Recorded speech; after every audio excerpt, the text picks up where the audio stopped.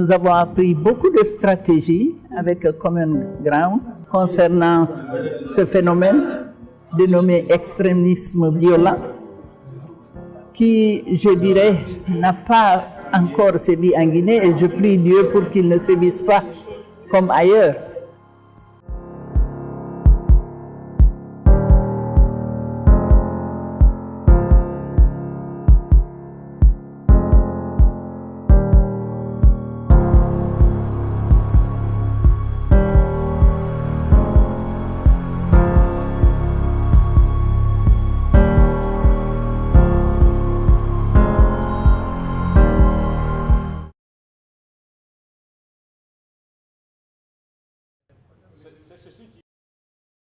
J'étais très content de faire partie des participants à cet atelier qui était vraiment sur un point très crucial qui est le thème de radicalisation et aussi de l'extrémisme violent.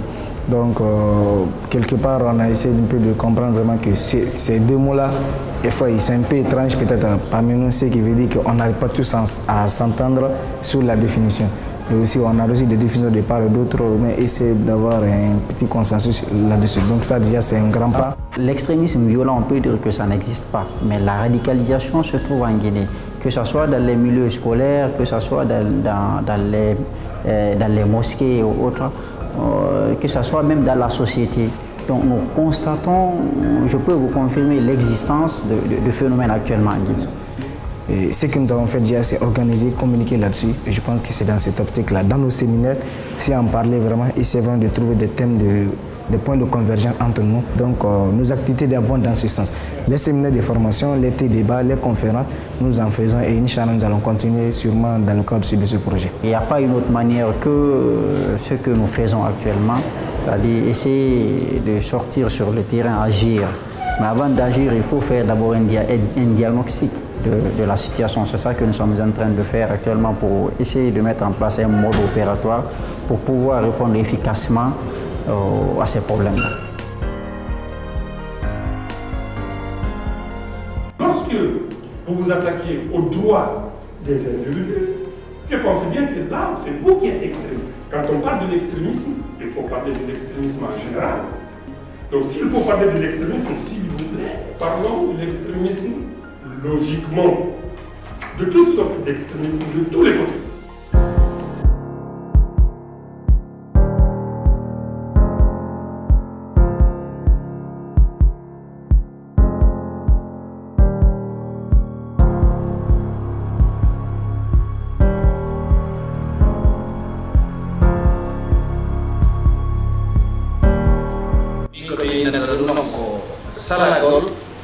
goɗɗo waɗa hunde nde o andima nde faala tawa e hoore jabbo e fos tawi goɗɗo toñama ha yawdi keero yawdi keero waɗa woni extrême violent woni noon ko bagama ɓandu woni koye konngol woni koye kafu ka feƴƴiti waɗa woni extrême violent.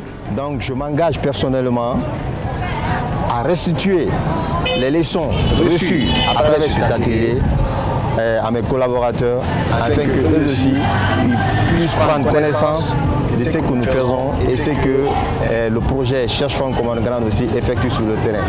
En tant que responsable d'une structure éducative, je m'engage à user de tous les moyens qui sont en ma possession pour véhiculer ces contenus.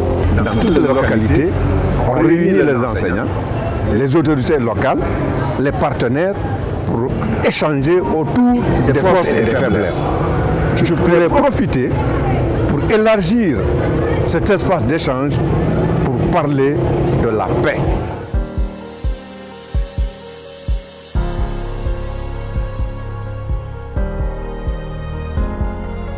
L'institution nous a beaucoup édifiés parce qu'elle nous a montré qu'il faut s'accepter, qu'il faut avoir de l'amour entre nos Guinéens. Je m'engage à passer le message à mes amies filles dans le mouvement d'où je viens, qui est donc le mouvement Osons Oser, un groupe d'activistes de la ville, et de passer le message partout où je vais, ce message de coexistence pacifique et d'entente.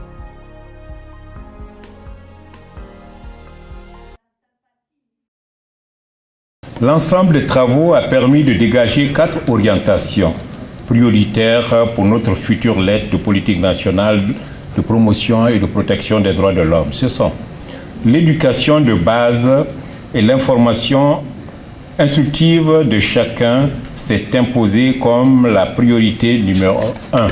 Deuxièmement, le parachèvement et la pleine réalisation de l'ensemble des droits civils et politiques tels que précisés dans la Constitution guinéenne.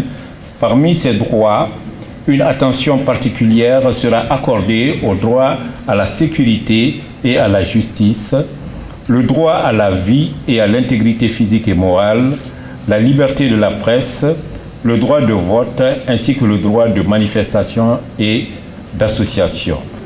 La troisième priorité concerne directement la vie de chaque citoyen à travers l'amélioration des conditions et du cadre de vie de chaque Guinéen. La quatrième priorité identifiée par les participants attache une attention particulière aux populations et personnes les plus vulnérables.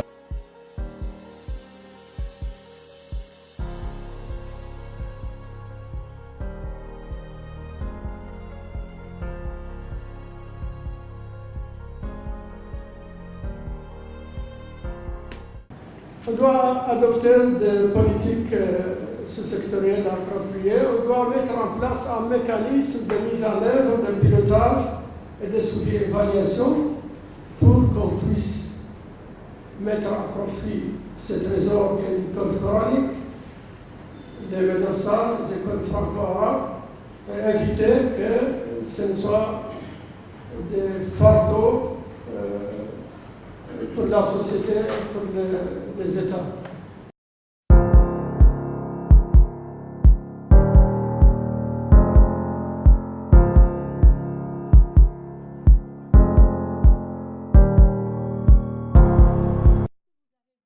Ces 2 jours m'ont permis de rencontrer et d'échanger avec des personnes venant de différents horizons sur le problème de la coexistence pacifique. Cet atelier est très enrichissant, en ce sens que l'ONG tente de présenter sa stratégie de prévention contre l'extrémisme violent. Cette stratégie passe par un ensemble d'informations et qui permet aussi de fournir des outils afin d'aboutir à une feuille de route qui va servir principalement pour la Guinée à construire la paix. Il faut faire une mise en place, une évaluation de toutes de tout ce qui se passe en matière de radicalisation, l'extrémisme violent, parce qu'il faut mettre une stratégie de prévention nationale pour pouvoir camper la question. Il faut une parfaite collaboration, mais une collaboration dans la sincérité. Il ne faut pas seulement que cela se limite dans les discours, mais il faut le ressentir dans le comportement. Le gouvernement, la société civile, les leaders politiques, les chefs religieux doivent tous se donner la main, pas seulement tenir le discours, mais faire des sensibilisations, parce que c'est des leaders d'opinion, sensibiliser l'opinion publique nationale, faire en sorte que ce qu'ils disent soit effectivement pratiqué sur le terrain. En tant que président du réseau national des communicateurs traditionnels, nous sommes plus que jamais interpellés pour contribuer vraiment à promouvoir cette coexistence pacifique en Guinée. Nous sommes détenteurs dépositaires d'un héritage moral, ancestral de grandes valeurs.